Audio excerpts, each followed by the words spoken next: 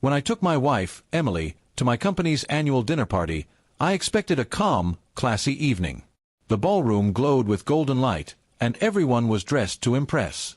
Emily looked stunning in a simple navy blue dress, her confidence brighter than any jewelry. I was proud to have her by my side. She wasn't just beautiful, she was grounded, kind, and had a quiet strength that drew people in. We mingled with colleagues and old friends, laughing and chatting as the evening went on. That's when Richard appeared, the arrogant son of my company's biggest investor. He was known for flaunting his wealth and belittling others. He had a smirk that made people uncomfortable, but they usually ignored it. Unfortunately, tonight, his target became my wife. Richard strutted toward us, holding his glass of champagne like it was a royal scepter.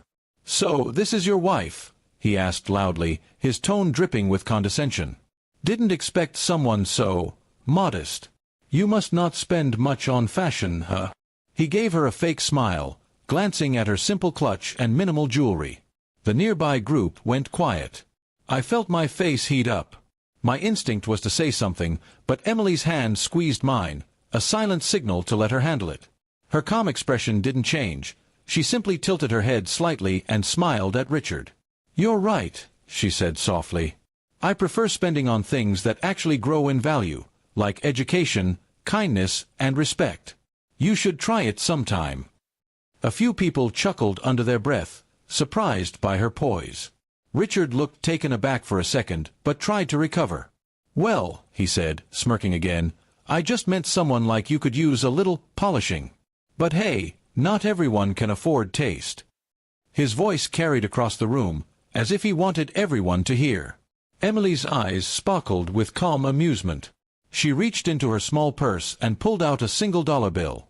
With a gentle smile, she handed it to him and said, "Here, since you seem short on class, maybe this can help you buy some." The crowd burst into laughter. Richard's face went red, and his fake grin vanished instantly. For a brief moment, you could hear only the clinking of glasses and murmurs of disbelief. Richard muttered something and turned away, embarrassed beyond words. Emily simply smiled, tucked her purse back under her arm, and took a sip of her drink as if nothing had happened. She didn't raise her voice, didn't insult him, she just made her point with grace. After he left, several people came over to compliment her. "That was brilliant," one woman whispered. "He's been making rude comments for years. Finally someone put him in his place." Even my boss gave Emily a nod of approval and said, "You married a woman who knows how to handle herself." As the night continued, the awkward tension faded into admiration. Wherever Emily went, people smiled at her, and even those who didn't know her before seemed drawn to her calm confidence. I stayed close, still amazed at how easily she turned a moment of insult into one of quiet victory. Later, as we were driving home, I told her how proud I was. "I wanted to punch that guy," I admitted, laughing. "But you handled it like a queen." She chuckled and looked out the window. "People like him crave reactions," she said. "The best thing you can do is stay calm and remind them what real confidence looks like." When we got home, I couldn't stop thinking about how she carried herself. No anger, no shouting, just dignity. That night taught me something important. Strength isn't always loud. Sometimes it's quiet, elegant, and impossible to ignore. The next week at work, the story had spread everywhere. People were still talking about how Richard got schooled by my wife. He avoided me entirely, and even toned down his arrogant behavior at future events. It was clear that Emily had left an impression that went far beyond a single evening.